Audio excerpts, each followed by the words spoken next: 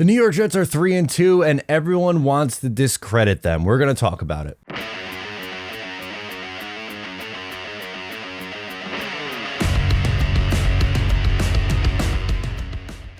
Hey, what's going on? Matt O'Leary back with another video. Today I am talking about the New York Jets and why it just seems like for whatever reason they continue to get discredited.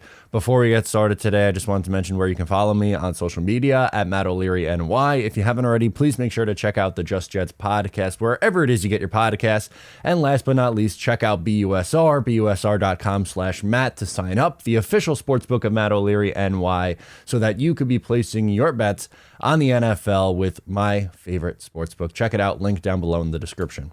The New York Jets are 3-2, and no one wants to give them any sort of credit, and it's unbelievably frustrating. I have zero notes for this. This is going to be off the cuff. This is going to be a little bit more rant-esque, but for whatever reason, it feels like people just want to go out of their way to discredit any kind of success the Jets have had this year.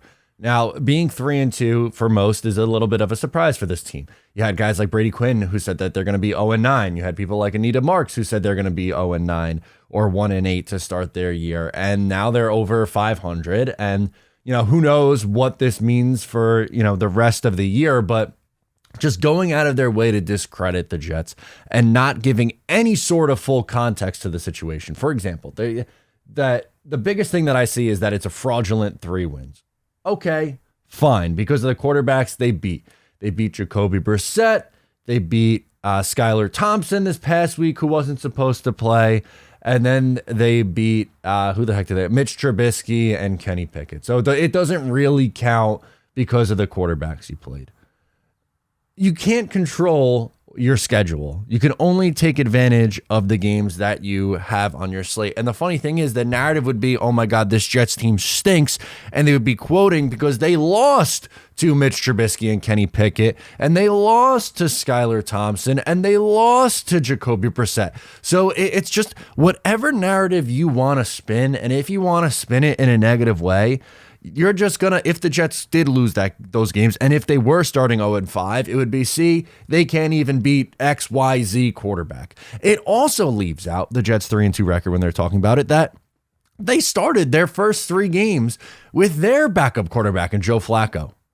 One of their wins so far this year came with a backup quarterback. No credit, though. Crazy comeback win. It was wild, extremely unlikely, but you can't get any credit on that one.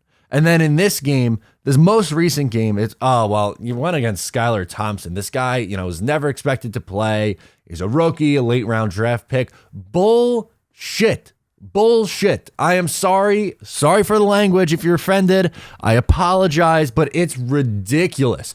Is Tua Tagovailoa or Teddy Bridgewater stopping the run? Are they stopping Breece Hall? Because he had 200 all-purpose yards in this game. 200. So if you're not going to give any credit to the New York Jets, I don't get it. And then you have the people who are like, you had another bozo was saying that, the Jets were better off with Joe Flacco anyway. So it's not like you could even count the last couple of wins with Zach Wilson because of the awful quarterbacks they went against. It's ridiculous.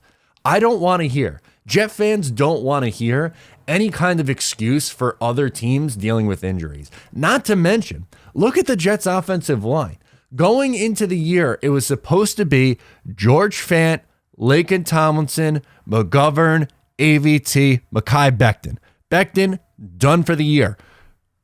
Elijah Vera Tucker's played 3 positions this year in 5 games. 3. He played left tackle, right tackle, and right guard so far this year. At left tackle, you've had, Fant, Dwayne Brown, Connor McDermott had to come in. Max Mitchell had to come in. They were on their 4th offensive tackle the past couple weeks. The AVT was drafted to be the left guard. He moves to right guard, does an amazing job at right guard, and then holds down the fort at left tackle and right tackle. Guy's an absolute stud. That can't be a storyline, though.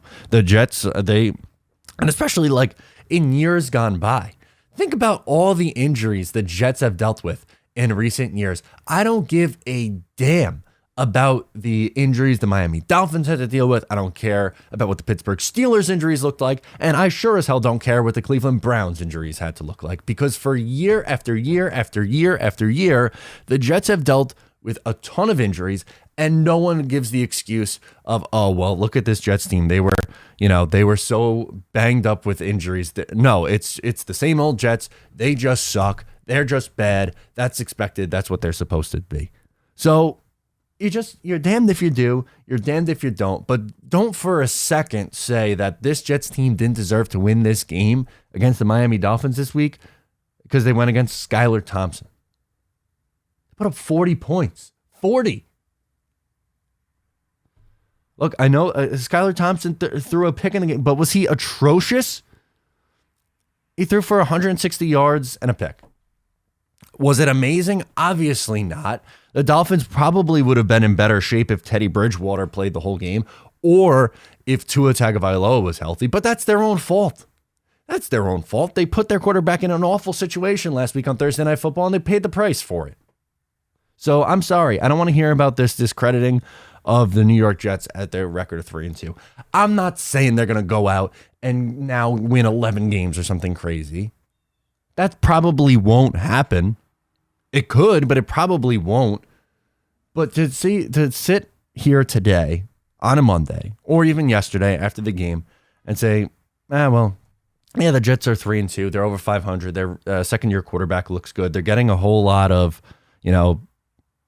stuff from Breece Hall, had 200 all-purpose yards, and Michael Carter's looked good, and Garrett Wilson's been an absolute stud, and Sauce Gardner has been great, and AVT, like all the young, instead of praising all the young guys and say, wow, this Jets team is really taking a step forward, and they're going to be competitive this year. It's these 3 wins don't even count.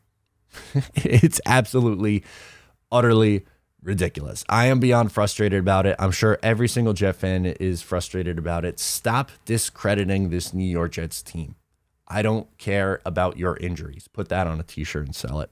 That's enough for me today on this rant. Sound off in the comments below. Make sure to follow. Thank you so much for tuning in. Subscribe, leave a like, share with a friend. I'm Matt O'Leary, and I'll catch you next time.